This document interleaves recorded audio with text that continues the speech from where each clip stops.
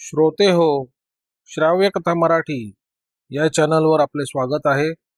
श्रोते हो, निवृत्त सहाय्यक पोलीस आयुक्त श्री व्यंकट पाटील लिखित आणि सत्य घटनेवर आधारित एक सनसनाटी कादंबरी घात ही आपल्याला आता मी सादर करत आहे. या कादंबरीचा पुढील भाग. सकाळी मोटकर साहेब नेहमीप्रमाणे ठाण्यात आले. त्यांनी त्यांच्या कामाला सुरुवात केली. काही प्रलंबित प्रकरणांचा ते निपटारा करून घेत होते. श्रावण महिना सुरू झाला होता. सणांमागून सण येत होते. साळवे जमादार साहेबांना कोणत्या गावात किती बंदोबस्त आहे याबाबत माहिती देत होते. आता गणपती विसर्जनापर्यंत दररोज कोणता ना कोणता तरी बंदोबस्त चालू राहणार होता. या बंदोबस्तातून वेळ काढून गुन्ह्यांचा तपास, नाईट राऊंड, VIP बंदोबस्त हे सगळं करावं लागणार होतं. साळवे जमादार आणि मोटकर साहेब यांचं बोलणं चालू असताना जाधवनं आत येऊन सॅल्यूट केला. म्हणाले, सर, त्या ट्रक ड्रायव्हरच्या क्लीनरला घेऊन आलोय. साहेब हातातील फाईल बंद करत साळवेंना म्हणाले, आपण दुपारी बंदोबस्ताचं नियोजन करूया. साळवे जमादार जी सर म्हणून फाईल घेऊन निघून गेले. हवालदार जाधवनं क्लीनरला आत बोलवलं. तो साधारण 20-21 वर्षाचा होता. तुझं नाव काय? कुठे राहतोस? साहेब, माझं नाव लाडकू वाघे. आघाडीच्या बाजूस एक आदिवासी पाडा आहे, तिथं मी राहतो. मोटकर साहेबांनी त्या क्लीनरकडे सविस्तर विचारपूस करून त्याला बाहेर थांबायला सांगितलं. क्लीनर साहेबांना नमस्कार करून निघून गेला. जाधव साहेब म्हणाले, हा साक्षीदार फक्त रिक्षा ओळखणार आहे. त्या रिक्षात कोण होतं, भैयाच त्या रिक्षात होता काय, हे पाहणारे साक्षीदार आपल्याला शोधावे लागतील. हो सर. एक काम कर जाधव, तुझ्याबरोबर आणखी एक हुशार अंमलदार घे. उद्यापासून भिवंडीकडे जाणाऱ्या हायवेच्या बाजूला जे धाबे, petrol pump, tyre puncture mechanic वगैरे आहेत त्यांच्याकडे विचारपूस कर. जर रिक्षा भिवंडी कल्याणहून आली असेल, तो रिक्षावाला कुठं ना कुठं तरी थांबलाच असणार. एक महत्वाची गोष्ट म्हणजे या भागात रिक्षाचं प्रमाण खूप कमी आहे. त्या रिक्षांची माहिती जर आपण धाबेवाले, पेट्रोल पंप यावर काम करणाऱ्या नोकरांना विचारली तर नक्की काहीतरी धागा मिळेल. सुरुवातीला मी येथून पेट्रोल पंपांकडे चौकशी केली होती सर. ठीक आहे, पण आता तू या कामाला सुरुवात कर. विचारताना सावधानी ठेव, नाहीतर एखाद्या मेकॅनिकची रिक्षा असायची आणि आपल्या कामाचा बट्ट्या बोळवायचा. नाही सर, तसं काही होणार नाही, मी दक्षता घेतो. मी चव्हाण हवालदाराला घेऊन जाईन साहेब. एक तर त्याला तपासाची दिशा माहिती आहे, शिवाय भिवंडीमध्ये त्याची पूर्वीची ओळख असल्याने जास्ती वेळ लागणार नाही. मोटकर साहेबांनी हातातल्या पेननं डोक्यात खाजवत म्हणाले, हरकत नाही, ठीक आहे, चव्हाणला घे बरोबर, पण पोलीस ठाण्यातलं काम करून तो तपास करायचा हे लक्षात ठेवा. जी सर. ऑफिसची कामं करून मग भैयाचा शोध घेतो सर. मोटकर साहेबांनी शेवंताच्या तपासाच्या कागदपत्रांचं अवलोकन करून आणखी काही सूचना दिल्या. ऑगस्ट महिना मोठ्या सणांच्या बंदोबस्तमध्ये कसा गेला ते समजलं नाही. चालू सालातील ऑगस्ट 1982 हा महिना तसा पोलीस खात्याकरता दुर्दैव होता. सर्वसाधारण पोलीस सणवार, उत्सव, मोर्चे या कामांसाठी बंदोबस्ताकडे जात असतात आणि ते जनतेकरता सतत रस्त्यावर उभे असताना दिसतात. परंतु ऑगस्ट 1982 या महिन्यात मोठ्या प्रमाणात पोलीस खात्याबद्दल वादविवाद होऊन खात्याच्या कसोटीचा काळ आला होता. खात्यातील काही अंमलदारांनी एकत्रित येऊन पोलीस संघटना स्थापन करण्याचा अभूतपूर्व असा घाट घातला होता. पोलीस संघटनेला मान्यता मिळावी व अन्य काही मागण्या शासनाकडे करून 15 ऑगस्ट 1982 या स्वातंत्र्य दिनावर बहिष्कार घालावा याकरिता संघटनेच्या काही पोलीस सभासदांचा पोलिसांवरच दबाव टाकण्याचा प्रयत्न होता. स्वातंत्र्य दिनाच्या दिवशी पोलिसांनी वर्दीवर काळी फीत लावून काम करण्याचा फतवा काढला होता. काही ठराविक अंमलदारांच्या या अनोख्या आंदोलनामुळे महाराष्ट्र ढवळून निघाला होता. शासन, शासनातील वरिष्ठ अधिकारी, पोलीस अधिकारी सर्वजण चिंतातूर झाले होते. जे कर्मचारी संघटनेत सक्रिय होते त्यांना बऱ्याच वरिष्ठ अधिकाऱ्यांनी समजावून पाहिलं. काही वेळा शिस्तभंगाची कारवाई देखील केली, परंतु हे आंदोलन करणारे पोलीस अंमलदार कोणाचाही ऐकायच्या मनस्थितीत नव्हते. अखेर तो दुर्दैवी दिवस उजाडला. बऱ्याच ठिकाणी धरपकड, काही ठिकाणी काही अंमलदारांना ताब्यात घेण्यात आलं. अगदी बोटावर मोजता येईल इतक्या पोलीस अंमलदारांनी 15 ऑगस्ट 1982 या दिवशी पोलीस आंदोलन घडवून आणून मुंबई आणि आजूबाजूच्या परिसरात धुमाकूळ घालून शिस्तप्रिय अशा पोलीस दलाला काळिमा फासला. पोलिसांना अटक करण्याची दुर्दैवी वेळ आली होती. या आंदोलनाला बऱ्याच पोलीस अधिकारी अंमलदारांचा विरोध होता, परंतु काही ठराविक आक्रस्ताळी पोलीस मंडळी कोणाचंच ऐकण्यात तयार नव्हते. जनमानसात पोलिसांच्या प्रतिमेला डागच नाही तर प्रतिमाच मलिन झाली होती. या पोलीस आंदोलनामुळे कायदा सुव्यवस्थेचा प्रश्न पुन्हा ऐरणीवर आला. शासन स्तरावर सतत बैठका होऊन कठोर कारवाई करण्याचा बडगा प्रत्येक घटक प्रमुखांनी उगारला होता. पोलिसांच्या या आंदोलनामुळे काही ठिकाणी पोलिसांच्या दैनंदिन कामकाजावर तपासावर परिणाम झाला होता. शासनानं मोठ्या खुबीने हे आंदोलन हाताळून एका मोठ्या संकटातून महाराष्ट्र पोलीस दलाला वाचवलं होतं. प्रत्येक पोलीस ठाण्याचे प्रमुख जसे या कामात व्यस्त होते, त्याप्रमाणे पवना पोलीस ठाण्याचे प्रमुख मोटकर साहेब सुद्धा या आंदोलनकर्त्यावर कारवाई करण्यात जिल्ह्याच्या ठिकाणी अडकून पडले होते. त्यांच्याकडे जी काही महत्त्वाची तपासाची प्रकरणं होती ती तशीच प्रलंबित राहिली होती. त्या प्रकरणांपैकी महत्त्वाची आणि अतिशय संवेदनशील केस म्हणजे शेवंताची. त्या केसमध्ये सुद्धा काही प्रगती झाली नव्हती. मोटकर साहेबांनी त्यांच्या हाताखालील कर्मचाऱ्यांना पोलीस आंदोलनात सहभागी न होण्याबद्दल समजावून सांगितले होते. त्याचे होणारे दुष्परिणाम सांगितले होते. त्यामुळे मोटकर साहेबांच्या हाताखालील एकाही अंमलदारानं आंदोलनात भाग न घेता त्याला विरोध करून एक शिस्तीचा धडा सर्वांना घालून दिला. ऑगस्ट महिना संपला आणि पुन्हा बंदोबस्ताचे वारे वाहू लागले. गणपती उत्सवाची लगबग सुरू झाली. साहेब बंदोबस्त कुठे आणि किती लावायचा याबाबत साळवे जमादारांना सूचना देत होते. 10 दिवसांच्या गणपतीचा उत्सव अगदी शांततेत पार पडला. मोटकर साहेबांनी त्यांचे कुटुंब पवन्याच्या सरकारी बंगल्यात शिफ्ट केल्यामुळे त्यांना घरीही बऱ्यापैकी लक्ष देता येत होते. ऑफिसच्या कामामध्ये लक्ष देऊन कामाचा निपटारा करता येत होता. एके दिवशी साहेब केबिनमध्ये ऑफिसच्या कामकाजात असताना एक टपाल आलं. ते वाचल्यानंतर त्यांचा चेहरा चिंताग्रस्त झाला होता. त्यांनी साळवे, चव्हाण आणि जाधवला बोलवायला बेल दाबली. 5 मिनिटांनंतर साळवे जमादार आत आले. जी सर, आपण मला बोलवलं? हो. जाधव आणि चव्हाण कुठे आहेत? सर, जाधव चव्हाण दुपारीच भिवंडीला गेले आहेत. 7 वाजेपर्यंत परत येतो असा निरोप ठेवला आहे. साहेब हातातील कागद साळवे यांच्याकडे देत म्हणाले, हे घ्या. पुढच्या आठवड्यात SP साहेब पोलीस ठाण्याला भेट देऊन वार्षिक तपासणी करणार आहेत. साळवे, आपल्या पोलीस ठाण्याची इतर कामगिरी बरी आहे, पण शेवंताचा गुन्हा अजून उघड झाला नाही. सर, आपण चालू आठवड्यात याच गुन्ह्याचा तपास करू. काय यश मिळतं ते पाहू. आरोपी मिळाला पाहिजे, तरच काहीतरी होईल. नाहीतर SP साहेब विनाकारण कान उघडणी करतील. सर, आज संध्याकाळी चव्हाण आणि जाधव आल्यानंतर त्यांनी काय केलंय ते बघून पुढे ठरवूया. ठीक आहे, पण तुम्ही आता स्टाफला सांगून पोलीस ठाण्याचा इतर रेकॉर्ड व्यवस्थित लावून घ्या, साफसफाई करून घ्या. साळवे यस सर म्हणून केबिनच्या बाहेर आले. तेवढ्यात फोनच्या घंटीच्या आवाजानं विचार शृंखलात उठले. रिसिव्हर उचलून म्हणाले, नमस्कार, मोटकर बोलतो. हा बोल जाधव, काय झालं? अरे वा वा वा, शाबास.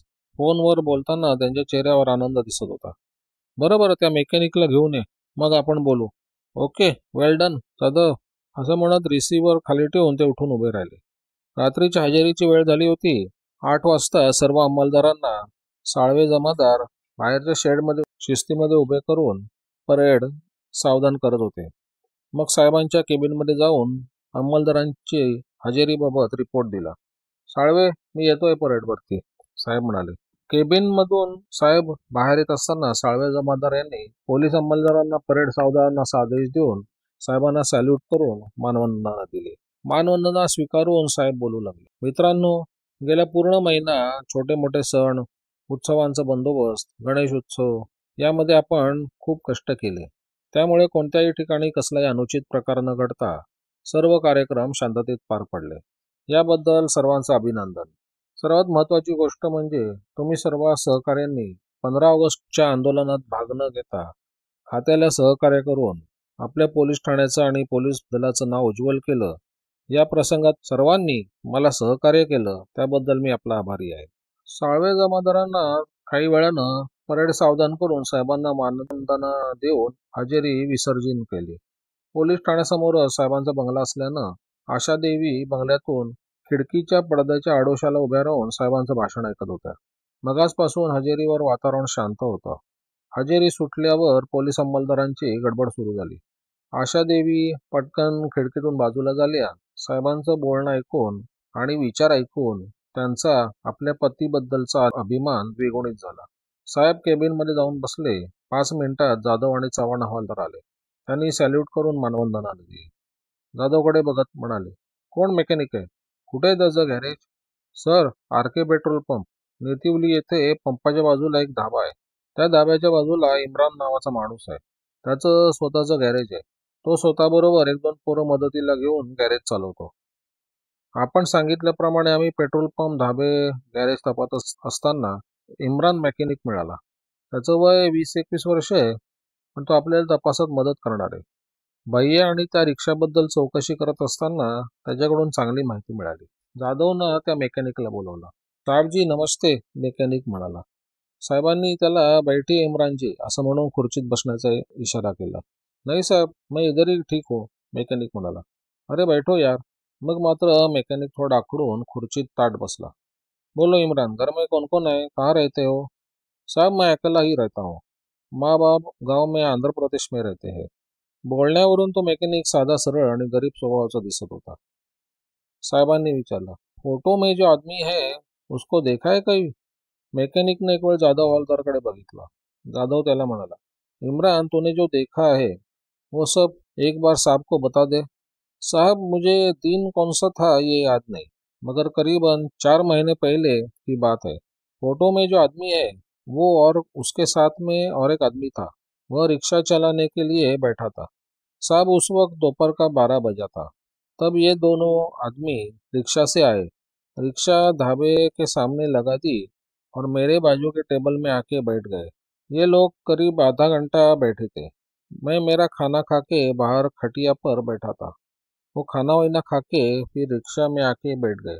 रिक्शा चलाने वाला नीचे उतर गया, रिक्शा के बाजू में खड़ा होके तंबाकू खाने लगा. वह इस तरह से खड़ा था कि रिक्शा के अंदर का कुछ भी दिखाई न देता था. साहब ये जो आदमी है ना, उसने रिक्शा में पीछे बैठे औरत के जैसा बुर्का पहना था. जब रिक्शा ड्राइवर उसकी सीट पर बैठा था तब भी वो आदमी बुर्का ओढ़कर ही बैठा था. तब रिक्शा रोड के बाजू में खड़ी थी. मुझे कुछ शक हुआ तो मैं खटिया से उठा और थोड़ा आगे बढ़ा, मगर तब तक रिक्शा निकल चुकी थी. रिक्शा का नंबर याद है? साहब मैं थोड़ा दूर था तो भी 3290 या 3298 ऐसा ही कुछ नंबर देखा हुआ याद है. मैं खटिया से उठकर आगे बढ़ने तक रिक्शा रोड से पवना की ओर निकल गई, वरना मैं रिक्शा का नंबर पूरा देख लेता. अगर तुम उस आदमी को फिर से देखोगे तो पहचानोगे क्या? मैकेनिक डोकं खाचून म्हणाला. सर पहचानूंगा. वास्तव में मेरा दिमाग उस वक्त काम नहीं कर रहा था. मैं शाम तक यही सोच रहा था कि उस आदमी ने बुर्का क्यों पहन रखा है. इमरान तुझको सब मालूम पड़ेगा, मगर इस बात की खबर किसी और को नहीं होनी चाहिए. समझ गया साहब, मैं यह बात किसी को नहीं बताऊंगा और मैं वह रिक्शा भी ढूंढूंगा. मेरे पास बहुत रिक्शा वाले आते हैं. इमरान गड़बड़ मत करना. अगर तू सबको पूछते बैठेगा तो सभी रिक्शा वालों को मालूम पड़ जाएगा और अपना टारगेट भाग जाएगा. नहीं साहब, ऐसा नहीं होने दूंगा. उसे पकड़ने में मैं आपकी जरूर मदद करूंगा. साहब मुझे यहाँ का फ़ोन नंबर दे दो. जैसे ही जानकारी मिलती है मैं तुरंत आपको फ़ोन करके बताऊंगा. फिर आप आ जाओ. मोटकर साहेब इम्रानकडे एकटक बघत होते. त्यांना विश्वास वाटत होता, हा मेकॅनिक आपल्याला जरूर मदत करेल. ते त्याला म्हणाले, तू उसको पकड़वा के देगा तो मैं तुम्हें इनाम दूंगा. इमरान हात जोडून उभा राहत म्हणाला, नहीं साहब, मुझे इनाम नहीं चाहिए. सर आप मेरे सर पे हाथ रखो साहब, हम मेहनत करके खाने वाले हैं. तो पुढे येऊन म्हणाला, साहब मुझे भी पुलिस में भर्ती होना था, मगर क्या करूं साहब, घर में कमाने वाला कोई नहीं था. घर में खाने वाले 5 और कमाने वाले मेरे अकेले पिताजी. इसलिए सर 5 साल पहले गांव छोड़कर यहाँ आना पड़ा, गॅरेज बनाया. साहब आपकी दुआ रहने दो. साहेब उठले, त्याचा हात हातात घेत म्हणाले, इमरान हमारे जादव से फ़ोन नंबर ले लो और कुछ खबर मिलती है वैसे ही फ़ोन कर देना, ठीक है? इम्रान पुन्हा नमस्ते करून बाहेर आला. त्याच्याबरोबर जाधव बाहेर गेला. जाधवनं त्याला नंबर दिला. इम्रान मोटरसायकलवरून निघून गेला. जाधव, चव्हाण आणि साहेब पुन्हा केबिनमध्ये एकत्र बसून चर्चा करत होते. साहेब म्हणाले, चव्हाण आणि जाधव तुम्ही आता दोघं इम्रानच्या संपर्कात राहा. आपल्याला नक्की काहीतरी माहिती मिळेल. तिघांनाही इम्रानकडून मोठ्या अपेक्षा होत्या. रात्रीचे 9 वाजले होते. साहेब खुर्चीवरून उठत म्हणाले, जाधव SP साहेबांची भेट आहे पोलीस स्टेशनला. आपल्याकडील पेंडिंग प्रकरणाची निर्गती केली पाहिजे. सर उद्या आपल्याकडे जेवढे पेपर आहेत ते तपासून जितके कमी करता येईल तेवढे करतो. ठीक आहे ते करच, पण इम्रानच्या संपर्कात राहून रिक्षाचा शोध लवकरात लवकर लागला पाहिजे. असे म्हणून ते बंगल्यावर जायला निघाले. 2-3 दिवस पोलीस स्टेशनचा सर्व स्टाफ आणि साहेब वार्षिक तपासणीची तयारी करत होते. पण जाधव काम करता करता विचार करत होता. इम्रानचा फोन अजून कसा काय नाही आला. एके दिवशी सकाळी जाधव लवकर पोलीस ठाण्यात आला. साहेबांना म्हणाला, सर, मी आणि चव्हाण आज इम्रानला भेटून येतो. 2-3 दिवस झाले, फोन नाही आला. साहेब विचार करत म्हणाले, जाधव, इम्रान पोरगा चांगला वाटला रे. तो नक्की आपल्याला काहीतरी माहिती देईल. त्याचं वाक्य पूर्ण होण्यापूर्वीच इम्रान धावत साहेबांच्या केबिनमध्ये आला. इम्रान केबिनमध्ये येऊन जाधवकडे बघत म्हणाला, जाधव साहब, चलो जल्दी. वो रिक्शा ड्राइवर को मैंने अभी आधा घंटा पहले देखा है. उसकी रिक्शा मेरे गैरेज के बाजू वाले गैरेज में रिपेयर होने के लिए आई है. असं बोलताच साहेब एकदम ताडकन उठले. जाधवला म्हणले, जाधव, तू चव्हाण आणि एक शिपाई घे. सर्वजण साध्या कपड्यात चला, ताबडतोब. मी युनिफॉर्म बदलून येतो. असं म्हणत ते बंगल्याकडे गेले. 5 मिनिटातच साहेबांनी बाहेरून आवाज दिला, चला जाधव, चव्हाण. जाधव पळतच बाहेर आला. त्याला साहेब म्हणाले, जाधव, तू इम्रानच्या बाईकवर जा. मी आणि चव्हाण माझ्या फियाटमधून येतो. साहेबांच्या सांगण्याप्रमाणे इम्रान मोटरसायकलवर आणि साहेब फियाट कारमधून निघाले. एकामागोमाग एक अशा दोन्ही गाड्या पोलीस ठाण्यामधून बाहेर पडल्या. नेतिवली पेट्रोल पंपवर साहेबांनी कार उभी केली. साहेबांनी जीन्स पॅन्ट टी शर्ट असा साधा पेहराव केला होता. जाधव आणि इम्रान सरळ गॅरेजवर जाऊन मोटरसायकल उतरून गॅरेजकडे जाऊ लागले. ज्या रिक्षाचा गेले कित्येक महिने शोध चालू होता ती रिक्षा समोर उभी होती. त्या रिक्षामध्ये ड्रायव्हर नव्हता. जाधवला इम्राननं उभं करून तो एकटाच गॅरेजमध्ये गेला. मेकॅनिकशी बोलत उभा राहिला. 5 मिनिटात त्या रिक्षाचा ड्रायव्हर खांद्यावर रुमाल टाकून त्या रिक्षाजवळ येऊन थांबला. त्याबरोबर इम्राननं लांबूनच जाधवला इशारा करून शिकार आल्याची माहिती दिली. जाधवनं लांबूनच साहेबांना हात उंचवून येण्याचा इशारा केला. तो रिक्षाजवळ गेला. जाधवनं क्षणाचाही विलंब न लावता त्या रिक्षावाल्याच्या खांद्यावर हात टाकून म्हणाला, चल भैया, रिक्षा में बैठ. रिक्षावाल्यानं विचारलं, कौन हो भाई तुम? ज्यादा होशियारी मत कर, मैं पुलिस वाला हूँ, चुपचाप गाडी में बैठ. जाधव म्हणाला. साहब, रिक्षा खराब हुआ है, ड्रायव्हर म्हणाला. जाधव तसाच खांद्यावर हात टाकून त्याला बाजूच्या पेट्रोल पंपवर घेऊन आला. मागोमाग साहेब आणि चव्हाण आले. ड्रायव्हरला साहेबांच्या कारमध्ये मागे बसून जाधव चव्हाणला म्हणाला, चव्हाण, ती रिक्षा चालू करून ताब्यात घ्या. कोणाला काही बोलू नका. आपल्याला अजून मेन टार्गेट नाही मिळालं. चव्हाण गॅरेजवर रिक्षा आणण्यासाठी गेला. जाधव ड्रायव्हरला घेऊन मागच्या सीटवर बसला. साहेब पुढच्या सीटवर बसत म्हणाले, बोल हरामी, अब तेरा खेल खत्म होगा. ड्रायव्हर म्हणाला, साहेब, मैंने क्या किया है, मुझे क्यों पकडा? त्याचं हे वाक्य पूर्ण होण्या अगोदरच मोटकर साहेबांनी एक सणसणीत कानाखाली ठेवून दिली. त्याला विचारलं. तो म्हणाला, साहब, मेरा नाम राम खिलावन गुप्ता है. साहब, मुझे कुछ भी मालूम नहीं. क्यों गरीब को फंसा रहे हो? मगासपासनं शांत बसलेले मोटकर साहेब जाधवला म्हणाले, याला पेट्रोल पंपाच्या आत घ्या. पोलीस खाक्यात दाखवल्याशिवाय काय पोपट बोलणार नाही. रिक्षावाला थोडं थोडं मराठी कळत असावं. साहेबांच्या या बोलण्यावर मात्र रिक्षावाला जोडून म्हणाला, साहब, बताता हूँ, सब कुछ बताता हूँ. साहब, सुनील भैया ने मुझे फंसाया है. मेरी कोई गलती नहीं साहब. दोन्ही कान पकडून तो विनवणीच्या सुरात बोलत होता. साहब, मैंने सुनील भैया को बहुत समझाया. उसको बोला भी, अपन ये औरत को लेकर चलते हैं, मगर वह औरत आने के लिए बिल्कुल तैयार नहीं है. फिर सुनील ने उसको. पुढचा शब्द ऐकण्या अगोदर साहेबांनी ओळखलं की शेवंताचा खेळ त्यांनी खलास केलाय. त्याचे डोळे रागानं लाल झाले. त्यांनी दोन्ही हातांनी त्याचं डोकं धरून गदा गदा हलवत म्हणाले, हरामी, फिर उसको मारने की क्या जरूरत थी? साहब, बोल रहा हूँ, गलती हो गई. सुनील ने मुझे फसाया साहब, रिक्षावाला म्हणाला. त्याचं धरलेलं डोकं सोडून साहेब कारच्या खाली उतरले. त्यांचं डोकं आता सुन्न झालं होतं. केसचा छडा तर लागला होता, एक जीव गेला होता. केस उघड झाली याचं समाधान वाटत नव्हतं. या दोन्ही हरामींनी शेवंताला एकटीला गाठून तिचा घात केला होता.